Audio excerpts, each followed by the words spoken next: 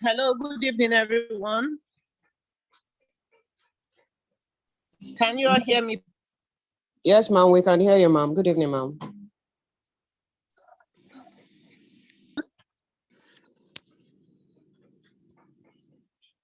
Hello, good evening. I want to be sure you can hear me, please. Well, Hello, I can hear you. Okay. I hear you. But loud and Okay, clear. thank you so much. Good evening, dear colleagues. We will be starting this meeting right away.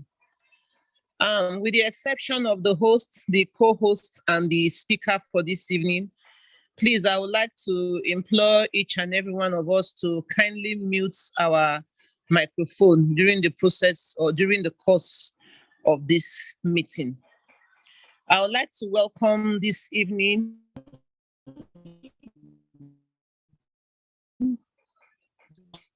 Dex Officer for the Endocrinology Pharmacy Group, Dr. Uche Unwidu. You are welcome to this meeting this evening. I would like to welcome the members of our steering committee, our executive committee present, and I also like to and all members of the education committee to this meeting. Today will be the beginning of our series of training modules on diabetes and its management. And this evening, we are going to be having to start off with module 1. Our module 1 is diabetes, going back to the foundation. And with us this evening is our distinguished colleague all the way from Texas in US, pharmacist Oluchi Juliet Emelogu. She is a primary care clinical pharmacy specialist from South Texas Veteran Affairs in San Antonio in Texas. She's going to be, I said, diabetes, going back to the foundation is our module 1. We would like to go back to the foundation as we kick off with our series in our schedule that we will be sharing later on with every member of this group. So please, I would like to welcome this evening to begin this presentation or this lecture this evening, pharmacist Oluchi Juliet Emelogu, all the way from Texas in USA. Please, you're welcome, ma'am. Thank you. Thank you, everyone, for coming. Good evening. I'm honored to present this topic to you guys. Again, my name is Oluchi Emelogu. I'm a primary care clinical pharmacy specialist in, like she said, San Antonio. I work at the Veterans Affairs Hospital, and I've been practicing since 2018. I manage patients with chronic diseases, most of which are type 2 diabetes. And tonight, we'll be looking at the foundation and just the basics of diabetes in general. During this presentation, we will define diabetes, discuss the prevalence of diabetes and pre-diabetes in Nigeria, compare the different types of diabetes when it comes to the pathophysiology and the clinical presentation of these types. We'll list the risk factors for developing diabetes and then discuss the barriers to diabetes care in Nigeria. What is diabetes? In its simplest form, diabetes is a chronic metabolic disorder characterized by elevated blood glucose. There are many causes for the different types of diabetes, but it all boils down to either a defect in the insulin secretion by the beta cells in the pancreas, or a defect in the action of insulin on the tissues that require it, or it could be a combination of both of those things. And the longer blood sugars remain elevated, the higher the chance of getting complications. I tell my patients all the time that, diabetes cannot be cured, but it's important for us to control it, because if it doesn't get controlled, it can lead to more serious issues like heart attack, stroke, any cardiovascular disease, kidney disease, retinopathy, which can lead to blindness, neuropathy, whether it be peripheral, like numbness and tingling in hands or the feet, or it could be autonomic, manifesting as gastroparesis or erectile dysfunction. As of last year, the International Diabetes Federation reported 3.6 million people between the ages of 20 and 79 as living with diabetes in Nigeria. The table on the right shows the top 5 countries in Africa with the most people with diabetes. And as you can see, Nigeria ranks number 2 behind South Africa. And what's more disturbing is the number of people that are undiagnosed. It's about 46.4%. So it's a very serious issue because most people don't even know that they have diabetes. So the World Health Organization put out a report in 2016 that showed the prevalence of diabetes and the related risk factors within Nigeria. And diabetes was recorded as a similar prevalence between men and women with a total of 4.3%. Now, if you think about it, 4.3% might not seem like a lot, but when you consider that the total population as of 2016 was 182 million people, that comes out to be about 8 million people that are living with diabetes that's diagnosed. Then the risk factors are even more prevalent: the overweight, the people that are obese, those that are physically inactive. And these are risk factors that will eventually, if left uncontrolled, lead to diabetes. So the characteristics of those with diabetes are shown here, mostly those living in the urban areas and those of higher socioeconomic class, mostly because they probably have more access to fast food. They're more sedentary in their lifestyle, so they have a higher prevalence of diabetes than those in the rural areas. And type 2 diabetes makes up for more patients with diabetes than the type 1 and the other types of diabetes. I wanted to show this map of Nigeria divided into the 6 regions. A study was done to rank the prevalence across the regions, and we can see that the South-South zone has the highest prevalence rate of diabetes. In 2001, the highest prevalence rates were reported among oil company workers in Port Harcourt.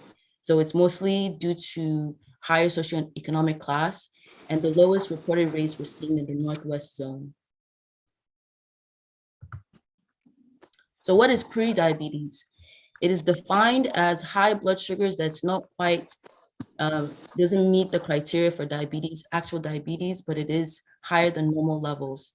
And one can define it using impaired fasting glucose or impaired glucose tolerance and or A1C. And depending on which organization criteria you use, the cutoff will be different. So the table on the right shows the criteria for the WHO and the ADA, the American Diabetes Association. The WHO criteria has a higher cutoff for the fasting blood glucose than the ADA. However, the cutoffs for the impaired glucose tolerance is about the same. And finally, the ADA includes A1C, while the WHO does not. And because of the wider range of the fasting blood glucose and inclusion of A1C, the ADA criteria catches way more people, as seen by the percentages in the third bullet. So there was a study by Bashir and his colleagues last year that recorded about 13.2% when you use the ADA criteria. Like these are the people that have pre-diabetes. Go outside, stand up. Go to the parlor. Don't disturb. Go. I'll stay in the parlor. What is it? Please, can you Thank you. okay, mic, please. So as you can see in the prevalence on the third bullet, the prevalence in Nigeria using the ADA guidelines catches more people at 13.2% and a lesser 10.4% by the WHO criteria. But regardless, it's still a very high percentage, and the prediabetes is a risk factor for developing diabetes, and of itself is a risk factor for developing cardiovascular disease. So if left uncontrolled, prediabetes will develop into diabetes. And this slide shows the diagnostic criteria according to the WHO, the ADA, and the clinical practice guidelines for diabetes management in Nigeria. It is important to note that without overt symptoms, a second test on a different day is needed to confirm the diagnosis. So if a patient comes with a fasting blood glucose over 7 millimoles per liter, or a random glucose over 11.1, and they have symptoms, or after a standard oral glucose test of 75 grams, if 2 hours after that they have a blood glucose of 11.1 or over, or if their A1C is 6.5 or above, they are classified as diabetes. So although the A1C is standard here in America because of its many advantages, as mentioned earlier, the WHO does not recommend using A1C as a standard, and this because it has many limitations, especially in Nigeria and most developing countries. Firstly, it's about 13 times more expensive than regular blood tests. Therefore, it's limited availability in most developing countries. Furthermore, the accuracy of A1C is highly dependent on the lifespan of the red blood cell. So any condition like malaria, sickle cell anemia, iron deficiency, HIV, anything that affects red blood cell turnover will render the results inaccurate. And it's also known that people of African descent naturally have higher A1C levels that don't correlate with the average glucose. So that's why A1C is not used a lot in most developing countries like in Nigeria. Let us now look at the different types of diabetes. We have type 1, which is autoimmune mediated, and it includes latent autoimmune diabetes of adulthood, or LADA. It is marked by beta cell destruction and absolute insulin deficiency. We have type 2, which is a progressive loss of beta cell function and insulin resistance. And we have gestational diabetes that's diagnosed in the 2nd or 3rd trimester. Of note, it's important to know that if diabetes is diagnosed in the 1st trimester, then it's likely that the patient already had diabetes before becoming pregnant. And we'll go into more detail later on in the presentation. There are many other types of diabetes that we won't go into much detail except for MODY, which we'll talk about later. But any condition that causes damage to the pancreas or anything that prevents the pancreas from releasing insulin, whether it be the disease like cystic fibrosis or drugs or chemicals that disrupt that process, it can develop to diabetes. I'm fine. Now let's go deeper into the pathology. So type 1, as mentioned before, is when the body develops antibodies that attack the beta cells of the pancreas. The cause of this is unknown, but typically they'll first develop antibodies to a protein called GAD65, which is essential for the release of insulin by the pancreas. Eventually, other antibodies to proteins that are essential will develop as well, and it'll lead to absolute insulin deficiency. This is commonly seen in children, but it can start at any age, and the onset is sudden at the time of diagnosis, because by then the beta cells will have already been completely destroyed. Now, this is rather rare, as it only constitutes about 3% of Nigerians with diabetes. And I think someone raised their hand just now. Dr. Umizu, raise your hand. No, that was an error. I'm sorry. All right. Can everyone please mute their phone? Please, can everyone mute their phone? Please, if everyone is unable to mute their mics, can the host mute everyone centrally? That would be another option. Thank you. I think that. Okay. So the type 1 diabetic patients, they'll present with hyperglycemia.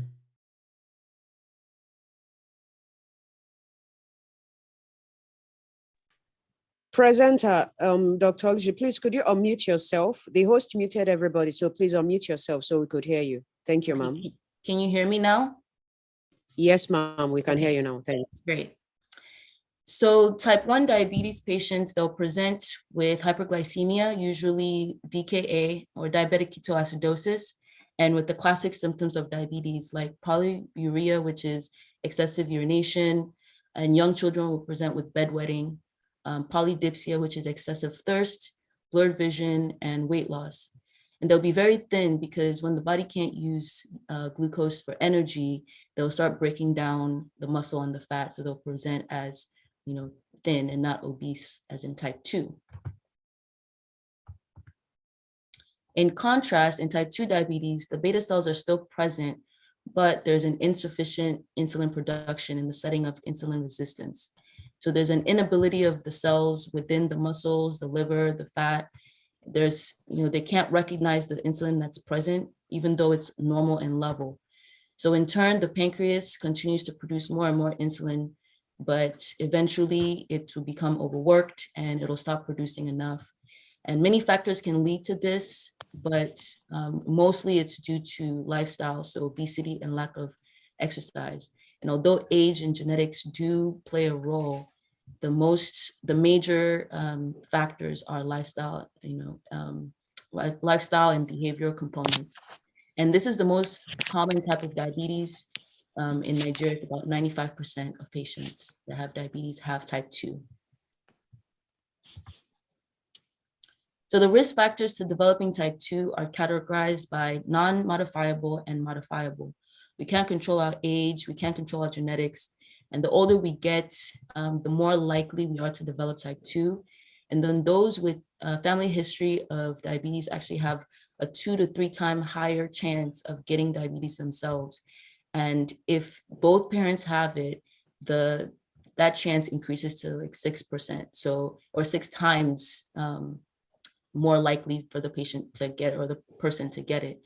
So these are things that we can't control, but the things that we can, the modifiable ones, that's where we should focus our efforts, lifestyle, diet, exercise, weight, cigarette smoking, because if these things are left unchecked, it will lead to diabetes. These patients will present either during a routine visit, but by then it'll be years after abnormal glucose tolerance has already presented. Usually people don't visit, at least in Nigeria, they said the risk is about 4 to 7 years into abnormal glucose tolerance that they then present to the hospital, or they'll present for medical attention because of the classical symptoms of, as we've mentioned, just like in type 1, polyuria, polydipsia, or they'll have complications when they start going blind. That's when they'll not present. So these patients are usually obese and they have a higher body fat because of that risk factor. But it's important to note that most of the patients in Nigeria are undiagnosed, so they might go untreated or undiagnosed. This slide is pretty busy, but I wanted to spend some time discussing gestational diabetes, or GDM. The state of pregnancy is accompanied by insulin resistance. It predisposes the woman to insulin resistance because the placenta is secreting all these hormones like growth hormone, prolactin, progestin, all in an effort to make sure the fetus has enough nutrients. But if the pancreas can't keep up to overcome that insulin resistance, GDM will develop. And this can lead to complications for the baby and the mother. On the right side of the screen, you see risk factors. There was a study that was conducted by Onyenekwe and his colleagues, and they set out to determine the prevalence of GDM and risk factors in Southeast Nigeria. And they identified 205 women who had GDM, and they noted that the older maternal age, the patients that had previous miscarriages, overweight, obese, family history of diabetes, if their baby weighed more than 4 kilograms or 9 pounds, recurrent UTIs was the most prevalent there. And then if they had a previous GDM diagnosis, they were at risk of getting it again. So we mentioned LADA before as being included in type 1 because of that autoimmune process. The difference between this and type 1 is that the autoantibodies don't destroy the beta cell immediately. it takes a slower process. And the main marker there is the antibody for GAD65. And because it's a slowly evolving process, they don't get diagnosed until over the age of 35, and they won't require insulin immediately, but they'll eventually need it when the beta cell is finally completely destroyed. Adeleye and his colleagues performed a cross-sectional study with 235 patients that were treated at Lagos State University in Ikeja. And they wanted to see the clinical characteristics of LEDA in that subset of Nigerians. And the results showed that there was a prevalence rate of 14% with the mean age of 53 years old. So these are older individuals that were overweight or obese, and they were already on insulin.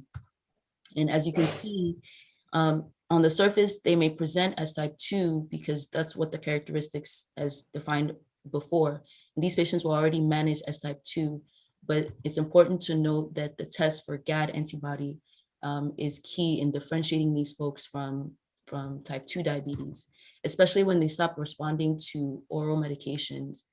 But in conclusion, they did not see a difference in the rates of Nigerians and those in the neighboring Ghana or white population. So at least 14% of patients total had LADA in Nigeria, which is comparable to the rest of the population. Finally, let's talk about MODY briefly. This is when there's a defect in a single gene that is essential for beta cell function. And that's why it's called monogenic, because it's that one single gene that gets either altered or mutated. And it's dominantly inherited, and generally the onset is before the age of 25. And there are 6 known genes that, when altered or changed, it can cause diabetes. And the genes are in the nomenclature.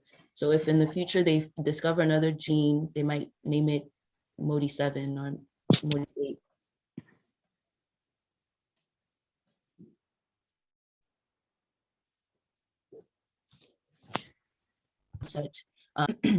Type 1, you have children and adolescents that usually present with that.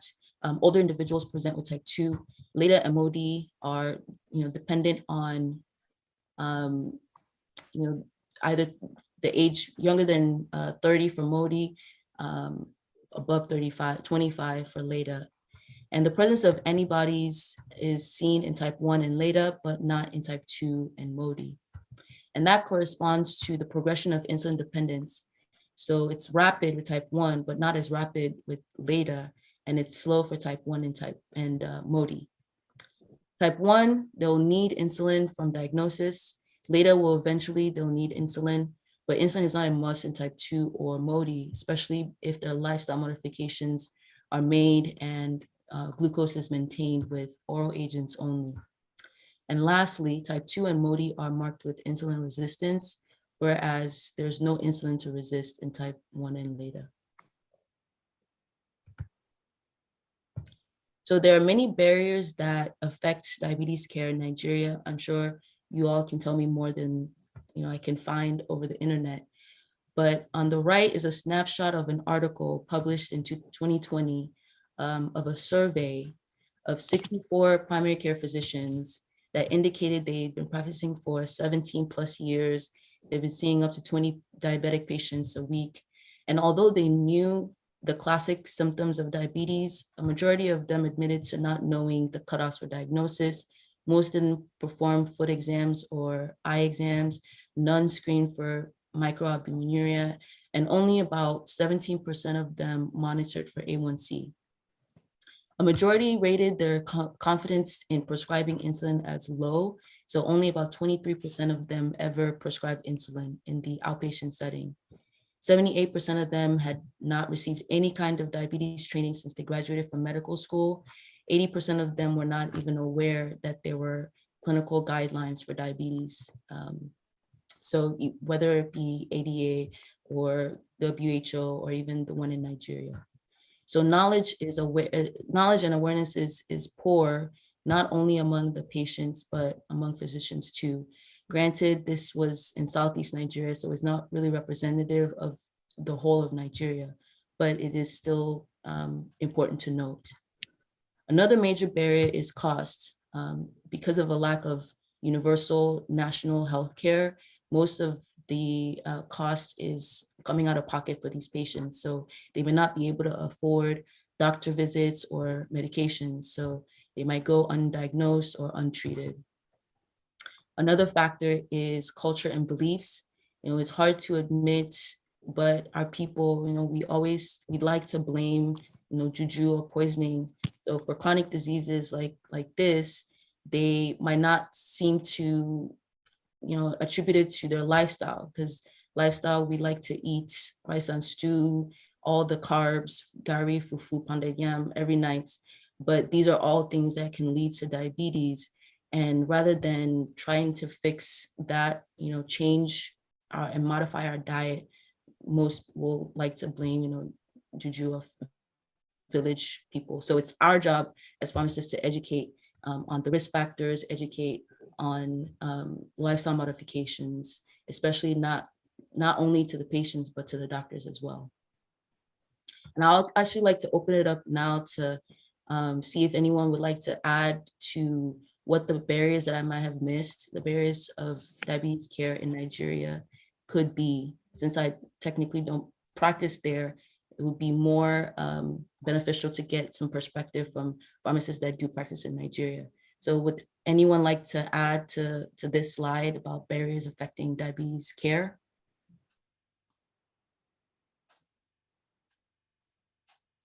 Anyone? Dr. Mizu?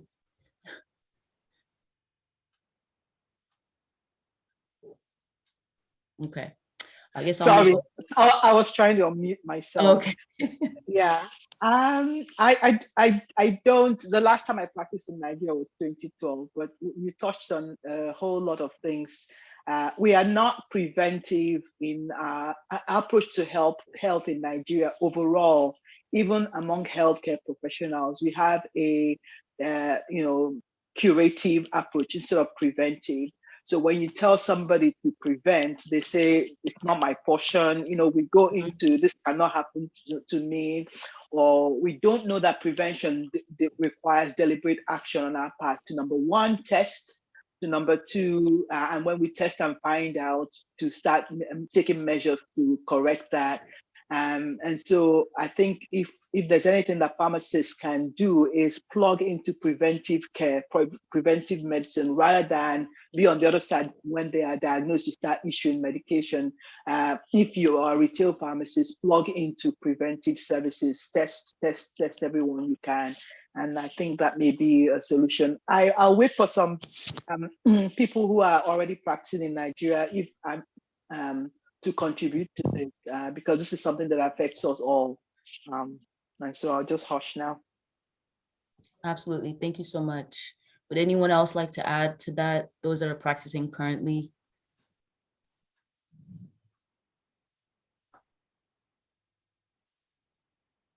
We can talk about that later when I open it up for questions, but that will lead to our conclusion. Actually, to conclude, diabetes is a chronic metabolic disorder of hyperglycemia. There are many types of diabetes. The most common is type 2, and the prevalence is growing across Nigeria, across all regions, with the South region being the highest rates. And a national diabetes care and prevention, like Dr. Mizu was saying, is highly recommended because prevention is better than waiting for diagnosis and treating with medications.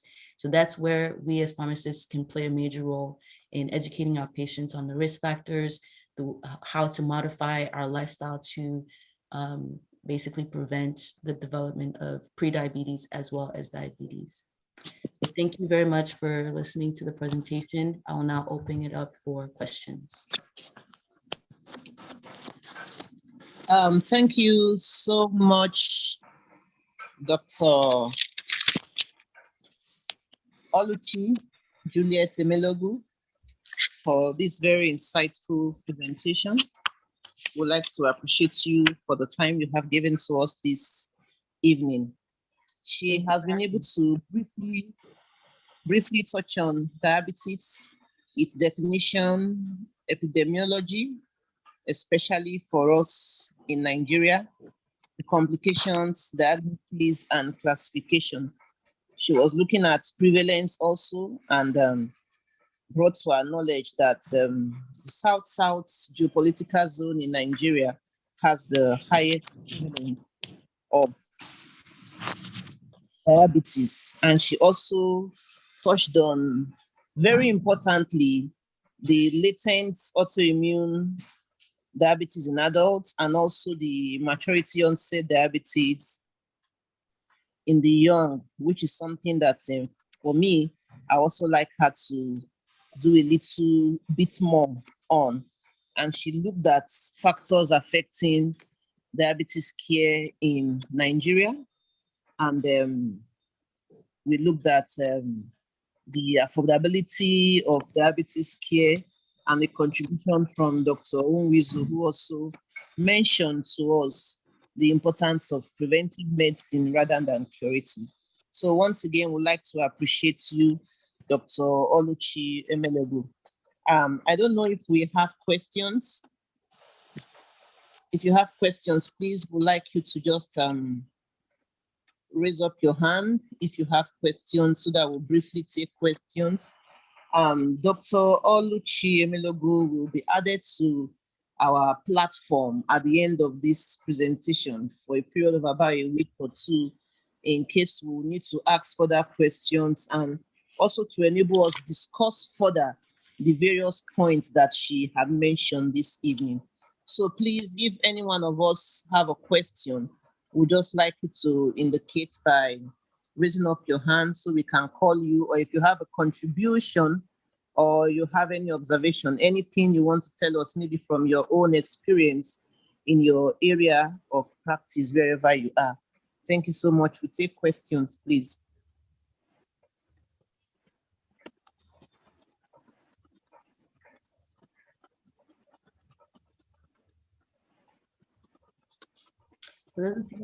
Please, we have it doesn't seem like there's any questions now, yes. But like you said, anyone can ask me. I'll be available. So if any questions come up, definitely ask, and I'll be able to try and answer.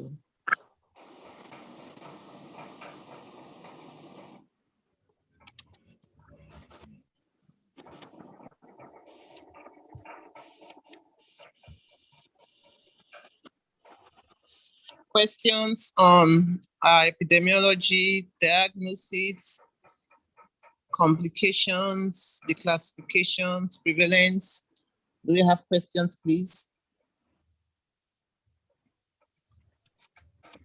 Dr. Plumfoot, I know you mentioned wanting to know more about LADA and MODI. Is there a specific question about those two that you had?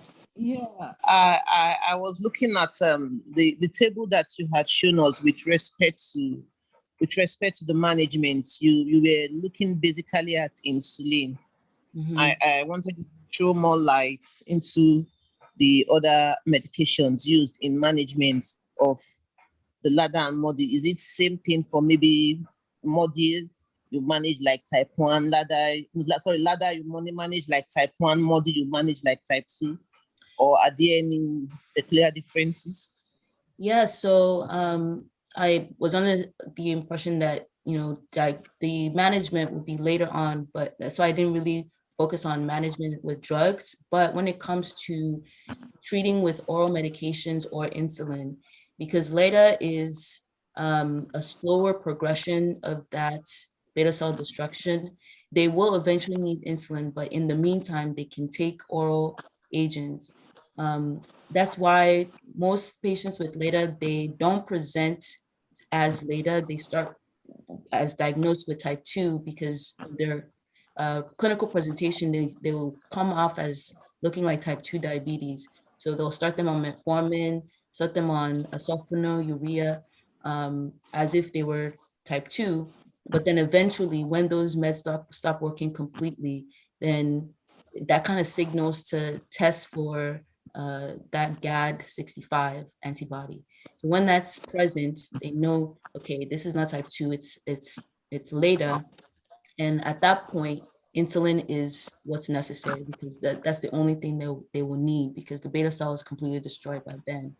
Modi, on the other hand, is kind of treated like type 2, because no matter what caused the defect in insulin secretion, it's still a matter of insulin resistance. So anything that can make it more sensitive to insulin, the insulin that's still being produced in the body at that time, will help. So it'll be treated like type 2 diabetes. So they don't need insulin eventually, if they can control their blood sugars with just oral medication, just like with type 2 diabetes. Oh, at 250. So I hope I answered that question. Yeah, you did. Someone had asked a question, but just before that, you were looking at prevalence, and you mentioned South Nigeria having the highest prevalence. I was just wondering what factors could probably be responsible for that. Is it diet or what exactly? Because there are other regions that were having almost like half of that. So I was just my thoughts. South, why very high prevalence? That's a good question, because I wondered that too, and can only speculate. So that region was identified as the higher socioeconomic class. So it could be one of two things. They could, like you mentioned, diets, but also if they're higher socioeconomic class, they're more likely to go to the hospital to get diagnosed. So again, these are diagnosed, and most people are undiagnosed, as we saw in that other slide. So those regions that have lesser, it could mean that it's truly a less prevalence, but it could just also mean that they are not diagnosed. But those in the South region, whether it be diet or access to fast food, sedentary lifestyle, because like I mentioned, that study that was done in 2001, it showed that most of them were oil workers, oil company workers in Port Harcourt. So sedentary lifestyle played a huge role in that too. And then the rural areas, they have less prevalence, because the idea is that they're more physically active. They're going to the farm, every day type of thing. So they are less likely, the idea is that they're less likely to have diabetes, or their diet is more vegetables, more meat, protein than carbs. So that could be the reason. But again, it's all speculation. It's okay. Thank you so much for that. I can assure you that diet in the village is not rich in protein. I think that chicken and goats. yeah, I don't think I think it's more because they're more physically active, and the labor it takes to make some of our food, like pounded yam. But by the time you really pound that yam, you've burnt a lot of calories. It already, Yeah, and then the other thing is they do a lot of intermittent fasting in the village by their natural way of eating. You see people just have that heavy meal in the morning, and that's all they eat for the day. And then the next time they eat is either in the evening or the next day, or just one meal a day. There's a lot of poverty, so sometimes no meals at all. So that could be why you don't find among in the rural areas. They walk to the farm, they walk to the bus stop if there's a bus stop. Most of the places they get around with are not by.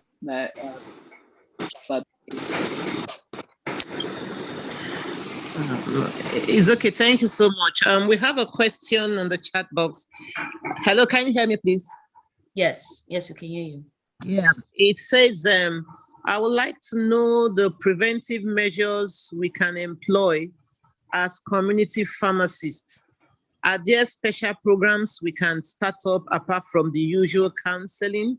Because Dr. Onwidu was mentioning preventive medicine, and this pharmacist would like to know whether, apart from the counseling, there are other special programs that we can go into to prevent diabetes as preventive measures. I think, well, I think pharmacists in Nigeria would be more apt to answer that, because here in America, most, especially retail, most of the efforts that we can do is just education and counseling. But there are some pharmacists who are able to do medication therapy management, but that will be after the patient has been diagnosed.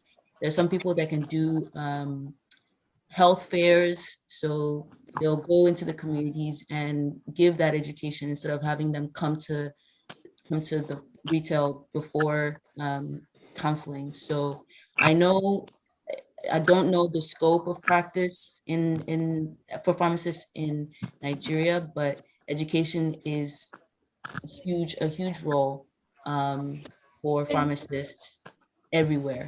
So I would say that the main thing we can focus on is counseling and education for family members, patients, doctors even. But any specific program, I'm not aware of any of them. Okay, thank you so much. Just in addition to that, for pharmacists at community settings, I think you can engage in screening of diabetes. You are at a vantage position. In fact, better than even the hospital pharmacist. You have your practice. You can engage in screening of diabetes. When patients walk up to you, elderly patients, patients that are having obvious risk factors for diabetes, obese patients, elderly patients, patients with other comorbid conditions, they can be screened for diabetes outside the usual normal counseling that we do with respect to maybe diets. You can actually screen for diabetes at community centers. Thank you so much. Absolutely. Someone also would like to know. Okay, sorry. Let me just quickly take this message in the chat. It said, please, could you clarify once again the effectiveness of HbA1c values in diagnosis of diabetes?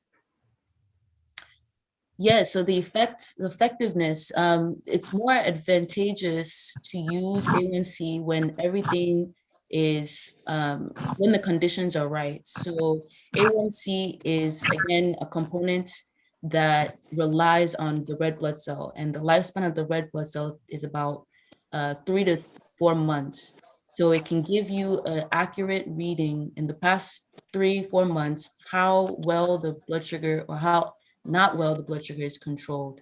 So it's advantageous because it's not dependent on diets. Like when, like fasting blood glucose, you have to be fasting for 8 hours before checking.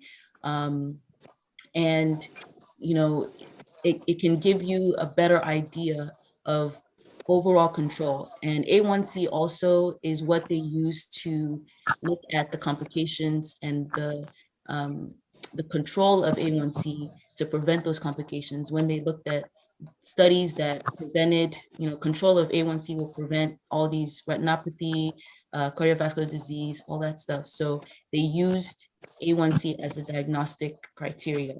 But as we saw, the use is limited in Nigeria and most developing countries because that red blood cell sometimes turnover is higher than the 3 to 4 months, because with malaria, for instance, there's hemolysis. So the red blood cell doesn't last 3 to 4 months.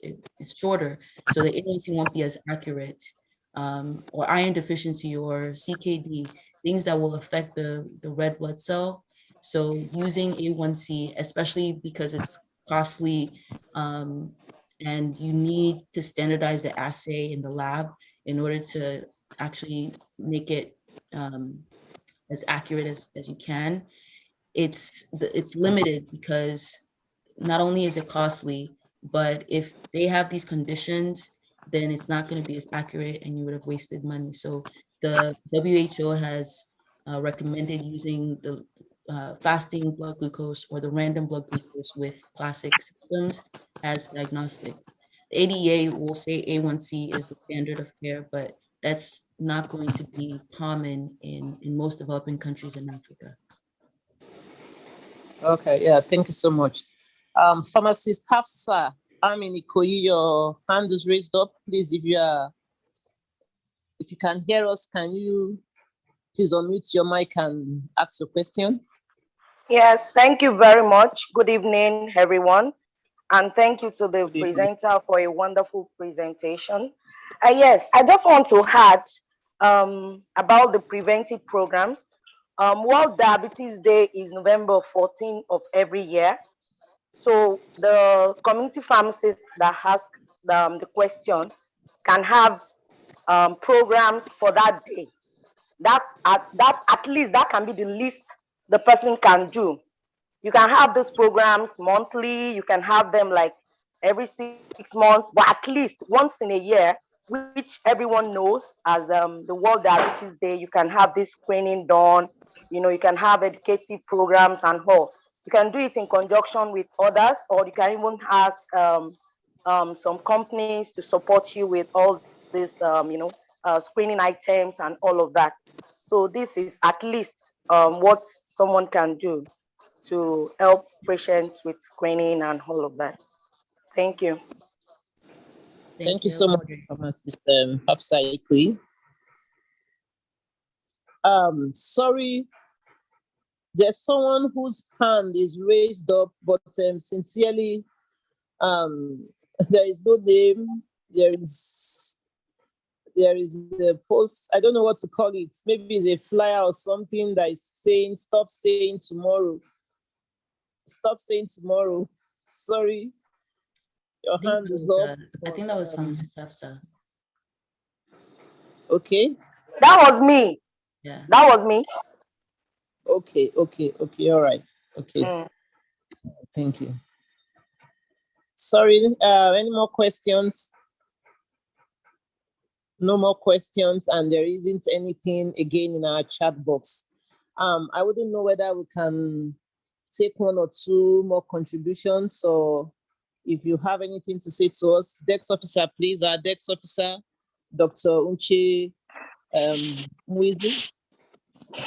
Yes, I wanted to, I know that what Dr. Emilogo had said about A1C is going to rattle a lot of people, in the sense that we have always thought that was the catcher for diabetes diagnosis. I would advise people to go ahead and offer and tell people about the A1C. It's something that it's one test that, like you said, measures the average blood sugar in the past 3 months. So it's better than those daily points of care, those times when you probe the sugar, you're just knowing the sugar for right now. But when you want to assess a patient over 3 months, that's something that is very. The only time when you say, I don't know, if a person has sickle cell anemia and then maybe that's not the best thing. If this person has just had malaria, or always sick, having malaria every month, then maybe that's not the person. But if we're going by how this this is being diagnosed and the prevalence, and what we're seeing is the disease of the affluent mostly, not very likely that they are going to be having malaria all the time. They usually will live in places where they are not getting bitten by malaria mosquitoes all the time. So it's something that I would say go ahead and offer, because it gives you 3 months worth of information, unlike that point of care testing.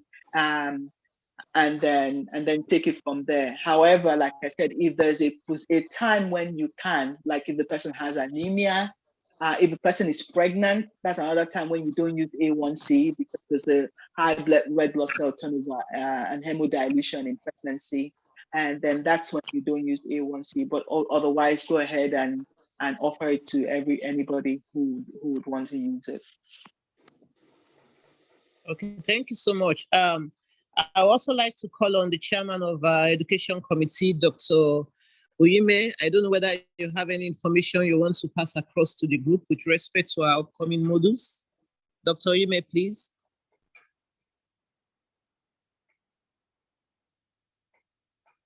Hello, Dr. Uyime. If you are still with us, can yes, you well, I don't.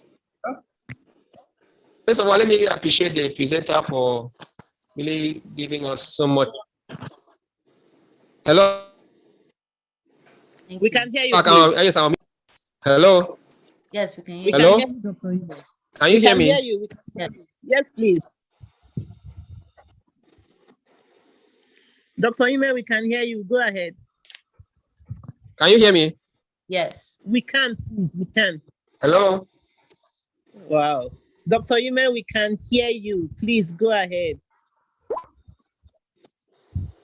I don't think you Okay, can. Can you hear me? I can hear everybody. Hello?